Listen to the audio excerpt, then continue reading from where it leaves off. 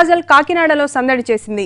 World cancer day సందర్భంగా Bhanugudi centre నుంచి JNTU centre వరకు జరిగిన 2K రన్లో పాల్గొంది. ఓ ప్రైవేట్ హాస్పిటల్ ఆధ్వర్యంలో జరిగిన క్యాన్సర్ అవగాహన కార్యక్రమంలో డిప్యూటీ సీఎం నిమ్మకాయల చినరాజప్ప, పలువురు ప్రజాప్రతినిధులు పాల్గొన్నారు. ఆహార నియమాలను పాటిస్తూ అలవాట్లను మార్చుకుంటే క్యాన్సర్ బారిన పడకుండా ఉండొచ్చన్నారు కాజల్. తొలి దశలోనే వ్యాధిని గుర్తిస్తే చికిత్స సులభమన్నారు చినరాజప్ప.